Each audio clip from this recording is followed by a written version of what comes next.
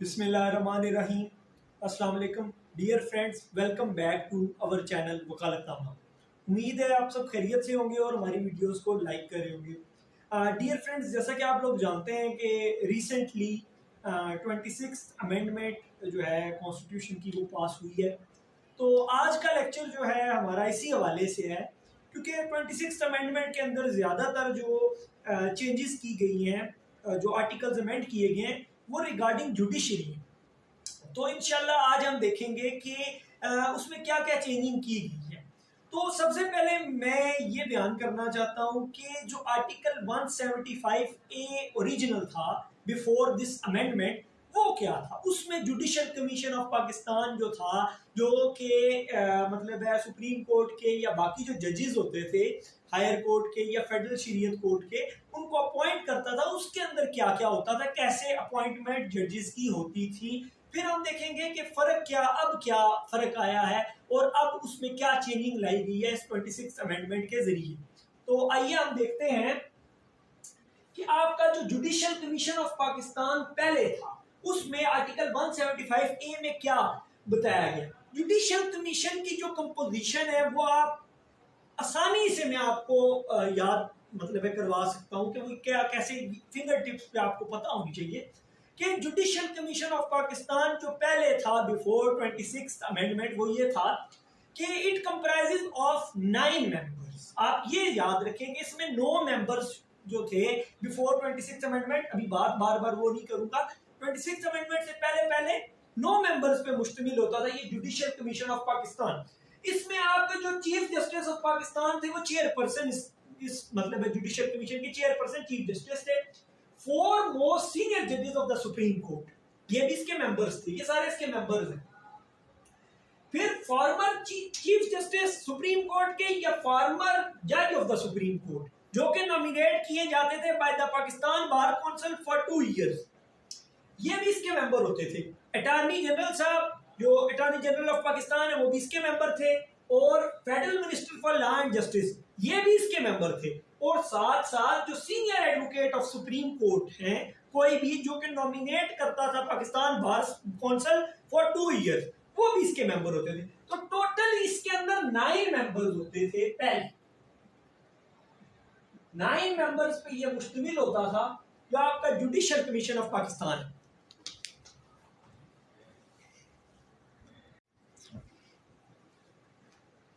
अच्छा dear friends, अभी हमने ये देख लिया है कि ये 9 मेंबर्स जो थे ये नॉमिनेशंस भेजते थे बकायदा। एक ये किसी भी अपॉइंटमेंट, किसी भी वैकेंसी के लिए जो सुप्रीम कोर्ट, हाई कोर्ट या जो आपकी फेडरल शरीयत कोर्ट है, क्योंकि हाई कोर्ट और फेडरल शरीयत कोर्ट का भी 175 ए के अंदर पहले ही बयान कर दिया गया था कि उसके अंदर जो अगर हाई कोर्ट की जो आप बात करें अपॉइंटमेंट होती थी, तो उसमें चीफ जस्टिस ऑफ वो हाई कोर्ट का वो भी शामिल होता था इस जुडिशियल कमीशन के अंदर। इसी तरह मोस्ट सीनियर जज ऑफ द सुप्रीम उस हाई कोर्ट का भी होता था।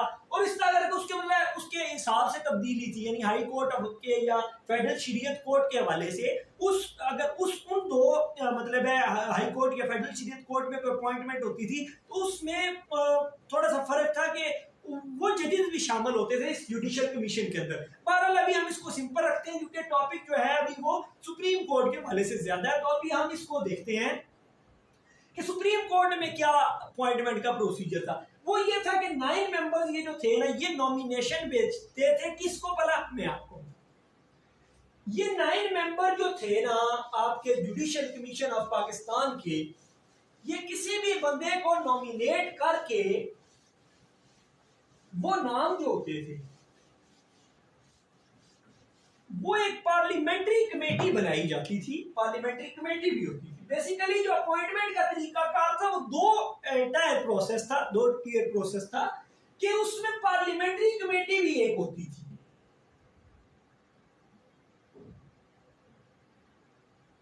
अब पार्लियामेंट्री कमेटी जो होती थी ना, उसका बेसिकली इसका जो अपॉइंटमेंट का प्रोसीजर है, मैं पहले थोड़ा सा इससे पहले आपको बताता हूं कि 18th अमेंडमेंट जो थी ना, उसके अंदर पार्लियामेंट्री कमेटी का भी रोल था।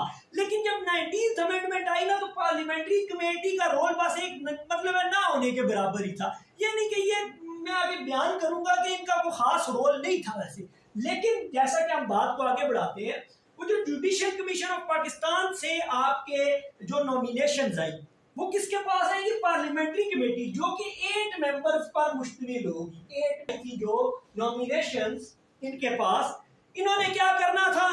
इनके पास दो ऑप्शंस थे, या तो ये 14 दिन के अंदर अंदर उस नॉमिनेशन को एक्सेप्ट कर लें, यानी कि उसको पास कर दे और आगे भेज दें, या फिर दूसरा ऑप्शन इनके पास ये था कि अगर ये 14 दिन के अंदर ऑप्शन नहीं, 14 दिन के अगर नहीं करते अगर अंदर पास, तो वो ऑटोमेटिकली वो जो था इनकी तरफ से समझा जाएगा कि इन्होंने ओके कर दिया, और वो आगे फिर प्राइम मिनिस्टर के पास चला जाएगा और प्रेसिडेंट उसको अपॉइंट कर देगा। चाहे तो जुडिशियल कमीशन ऑफ पाकिस्तान का रोल जो था वो बहुत ज्यादा था, और ये जो अपॉइंटमेंट का एक प्रोसीजर है, ये एक उनका अपना इंटरनल मैटर था, और एक लिहाज से ये ठीक भी था। लेकिन जो असल 18वीं तरमीम थी उसमें पार्लियामेंट्री कमेटी का रोल था, जो कि बाद में 19th अमेंडमेंट में जोर जबरदस्ती करके, या जैसे भी आपको पता है, वो एक वापस करवा लिया गया, और 19th अमेंडमेंट करवा के ये पार्लियामेंट्री कमेटी जो है इसका रोल बहुत कम कर दिया गया। अब था ये कि क्योंकि आपको पता है जुडिशियल कमीशन मैंने आगे जिक्र किया, उसमें ज्यादा जो से थी वो चीफ जस्टिस, 4 आपके सीनियर जजेस, और एक जो आपका जज है वो भी फार्मर जज ही होगा। मतलब है कि वो भी मतलब है आपका चीफ जस्टिस हो सकता है, फार्मर चीफ जस्टिस या फार्मर जज ऑफ द सुप्रीम कोर्ट। तो उसमें उनके पास बड़ा सारा, यानी उधर मेजॉरिटी उनकी थी, वही उनका अपना अंदर इंटरनल मैटर था, और वो किसी नाम को फाइनल करके आगे भेज देते थे। अब जो आपकी 26th अमेंडमेंट आई है, इसमें क्या चीज, मैं भी उसका जिक्र करता हूं। उसमें जनाब वाला बात ऐसे है कि आर्टिकल 175A के अंदर अमेंडमेंट कर दी गई है, और जो आपका जुडिशियल कमीशन ऑफ पाकिस्तान है, इसको, इसकी जो साख्त है और इसकी जो मतलब है, इसकी जो आपकी है जुडिशियल कमीशन ऑफ पाकिस्तान, जो इसकी साख्त और इसकी जो मतलब है वो चेंज कर दी गई है। मैं आपको बताता हूँ वो कितने, इसके अंदर क्या चेंजिंग की गई है। जो जुडिशियल कमीशन ऑफ पाकिस्तान है, इसके अंदर अब आपके चीफ जस्टिस साहब होंगे पहले की तरह, जो कि इसको चेयर करेंगे। दूसरे नंबर पर 4 की बजाय अब 3 मोस्ट सीनियर जजेस,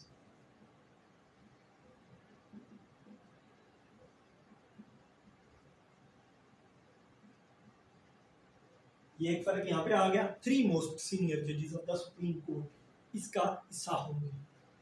एक आपका आ गया head of the constitutional bench,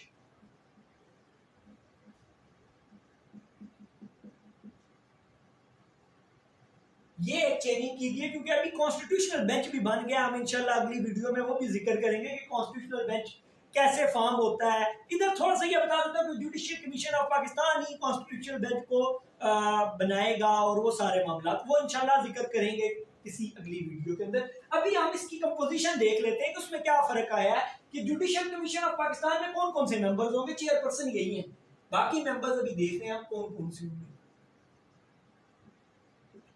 3 members आपके, 3 मोस्ट सीनियर जजेस of the supreme court, head of the constitutional bench. अभी ये कितने हो गए? 3, 4, 5, ये 5 मेंबर जो हो गए, ये हो गए। इसकी मैं एक बात आपको शुरू में ही बता दूं, ये फिंगर टिप्स पे होना चाहिए। 13 मेंबर जो हैं वो इस जुडिशियल कमीशन ऑफ पाकिस्तान का जो प्रेजेंट एक स्ट्रक्चर दिया गया है, उसके अंदर 13 जो है वो मेंबर्स टोटल है। आपके मिनिस्टर फॉर लैंड जस्टिस,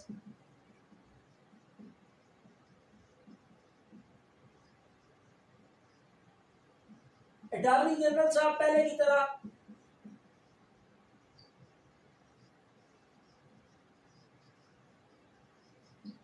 अभी हम देखते हैं, गिनते हैं दोबारा से। और यहां पे साथ ही में एक चीज और जिक्र कर दूं कि advocate having not less than 15 years of the practice nominated by the Pakistan Bar Council for 2 years, advocate of supreme court जिसकी प्रैक्टिस 15 साल से कम नहीं होनी चाहिए। अभी हम जरा इसको गिनते हैं कितने, 1, 3, 4, 5, 6, 7, 8, 9, ये 9 का जो है मैंने इसके अंदर अभी बाकी जो 4 है वो जिक्र करता हूं वो कौन से। ये बेसिकली जो 9 थे ना आपके पास, ये 9 बेसिकली ये है। अब हम आ जाते हैं आपके जो 4 मेंबर्स का इजाफा किया गया है वो कौन है। देखिए जनाबे वाला, बात ऐसे है कि आपके जो 4 मेंबर्स होंगे वो समझे आपके जो है वो पार्लियामेंटेरियंस होंगे। बड़ी अजीब सी बात है, क्योंकि जो मैंने पहले जुडिशल कमीशन ऑफ पाकिस्तान की कंपोजिशन बताई है उसमें ऐसी कोई चीज़ नहीं थी। उसमें जुडिशल कमीशन ऑफ पाकिस्तान था, पार्लियामेंट्री कमेटी थी। यहाँ पे जो सेटअप दिया गया है अब अपॉइंटमेंट ऑफ जजेस का, उसके अंदर जुडिशल कमीशन ऑफ पाकिस्तान के अंदर ही एक रख दी गई है चीज के 4 मेंबर पार्लियामेंटेरियन होंगे। 2 जो होंगे वो सेनेट से होंगे, 2 नेशनल असेंबली से होंगे। अब ये जो 2 सेनेटर हैं इसमें से एक ऑपोजिशन एक ट्रेजरी, 2 एमएलए हैं, एक ऑपोजिशन एक ट्रेजरी, ये वही साहब है। ठीक है, अभी ये हो रहा है कि ये 4 मेंबर्स जो हैं इनका भी रोल होगा। यानी देखिए, अगर अब मैं बात करूं जो जुडिशियल कमीशन ऑफ पाकिस्तान जो प्रेजेंट सेटअप है जिसके अंदर 13 मेंबर्स हैं, आपके 13 मेंबर्स में से आपको मेजॉरिटी चाहिए। ये मैं आपको एक खुलासा बयान कर रहा हूं उस आईनी मसवदे का जो कि तरमीम हुई है, तरमीम जो हुई है उसका मसवदा जो है उसका क्रक्स आपको बता रहा हूं कि 13 मेंबर्स पे मुश्तमिल है ना। 13 में से मेजॉरिटी चाहिए। मेजॉरिटी 13 का मतलब क्या हुआ, 13 का आधा 6.5, तो 7 मेंबर्स जिसके पास होंगे वो जो है उस बंदे को फाइनल किया जा सकता है अगर 7 बंदों की मेजॉरिटी कह रही है कि उस बंदे को लाना है एज जज of the supreme court, high court या फेडरल शरीयत कोर्ट। उसमें फर्क, इसमें भी वही वाला फर्क है कि हाई कोर्ट और फेडरल शरीयत कोर्ट में जो कंपोजिशन है उसके अंदर थोड़ा सा फर्क आ जाएगा कि जी आपके chief justice of the high court, अगर हाई कोर्ट की अपॉइंटमेंट करनी है तो वो भी शामिल होंगे, वो भी मोस्ट सीनियर जज ऑफ द हाई कोर्ट वो भी उसमें शामिल होंगे। और इसी तरह उसका फिर फेडरल शरीयत कोर्ट की बात की जाए तो वो भी वही तकरीबन रहा है। लेकिन अगर अभी हम सुप्रीम कोर्ट के जज की बात करें तो क्या 7 मेंबर्स अगर चाहें तो किसी भी बंदे को, अगर 7 बंदों की मेजॉरिटी कह रही है कि इसको अपॉइंट करना है एज जज ऑफ द सुप्रीम कोर्ट तो किया जा सकता है। और ये एक बात बड़ी काबिले गौर है कि कोई भी बंदा इस इनके अंदर से नॉमिनेशन दे सकता है, यानी कोई भी इनिशिएट कर सकता है नॉमिनेशन। कि मसलन अगर मिनिस्टर फॉर लैंड जस्टिस या अटॉर्नी जनरल साहब या advocate of the supreme court एक नॉमिनेशन लेके जाना चाहते हैं तो लेके जा सकते हैं कि भी फलां बंदे को इसके ऊपर देखा जाए कि इसको एलिवेट करके सुप्रीम कोर्ट का जज जो है वो अपॉइंट कर दिया जाए। तो ये इसके अंदर चेंजिंग। इसके अंदर एक फर्क और आया है कि जो आपके चीफ जस्टिस ऑफ पाकिस्तान जो है, अगर उनकी अपॉइंटमेंट का जिक्र करूं तो उसमें भी थोड़ा सा फर्क आया है।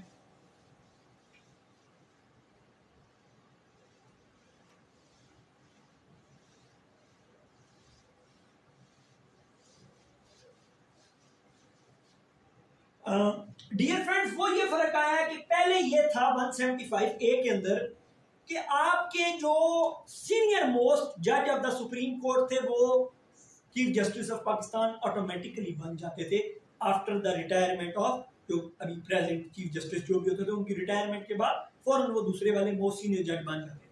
अब ये इसका तरीकाकार भी चेंज कर दिया गया है। वो ये है कि 3 मोस्ट सीनियर जजेस में से इंतखाब किया जाएगा। और कौन करेगा वो हम देखते हैं। एक parliamentary committee, special parliamentary committee बनेगी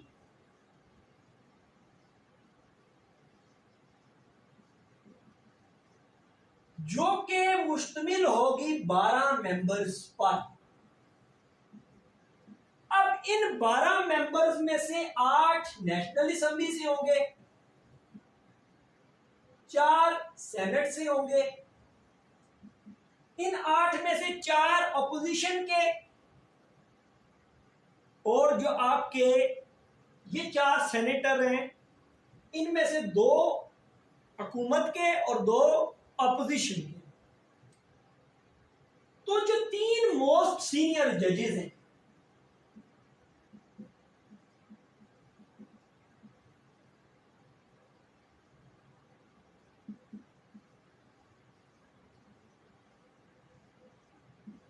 मोस्ट सीनियर जजेस ऑफ द सुप्रीम कोर्ट में से इंतखाब किया जाएगा किसी एक का as chief justice of Pakistan. अब यह है कि इसके अंदर एक फर्क है कि ये पार्लियामेंट्री कमेटी के टोटल 12 मेंबर्स हैं, ठीक है। 2/3 मेजॉरिटी चाहिए फॉर द अपॉइंटमेंट ऑफ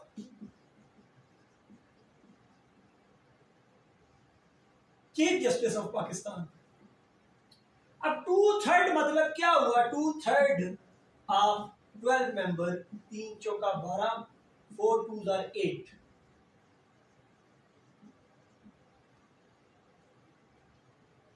ठीक है। 8 मेंबर्स चाहिए तो आप चीफ जस्टिस ऑफ पाकिस्तान को कर सकते हैं अपॉइंट। अब देखें, 4 हुकूमत के यहां से हुए थे, 2 यहां से हो गए, 6।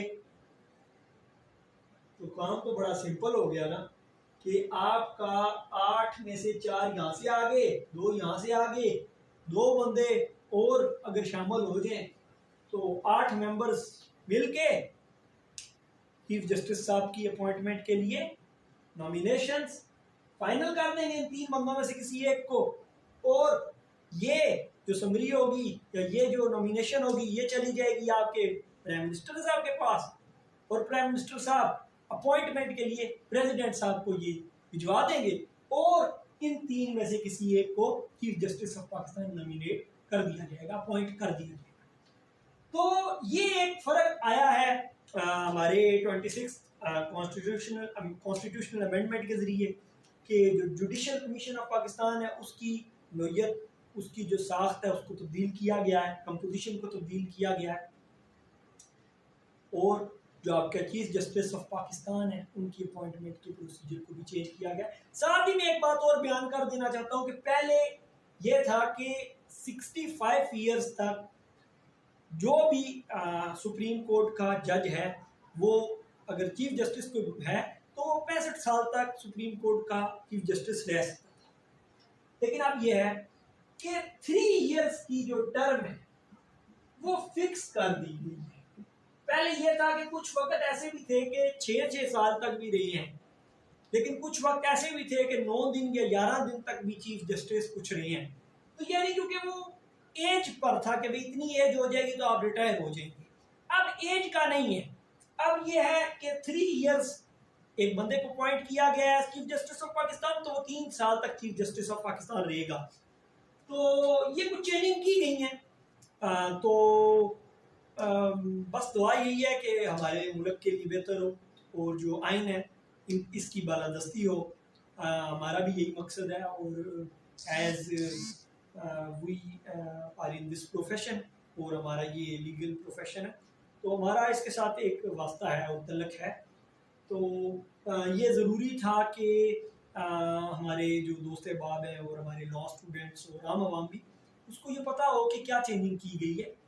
तो instead of relying on information जो कि ऑथेंटिक नहीं है, आप खुद रिसर्च थोड़ी सी करें और कोशिश करके मतलब कोशिश करें कि ये चीज़ें आप पढ़ें और फिर समझकर यकीन करें। जो अखबार की या टेलीविज़न या सोशल मीडिया से जो चीज़ें आपको मिल रही हैं उन पे फ़ौरन ब्लाइंडली जो है आप रिलाई ना करें, और आपको बस यही मशवरा है कि आप खुद से तहकीक किया करें फिर किसी चीज़ पे यकीन करें। अल्लाह पाक हम सब का हामी नासिर हो, दुआओं में याद रखें और हमारे चैनल को इसी तरह सपोर्ट करते रहें। आपकी समातों का बहुत शुक्रिया। अस्सलाम वालेकुम।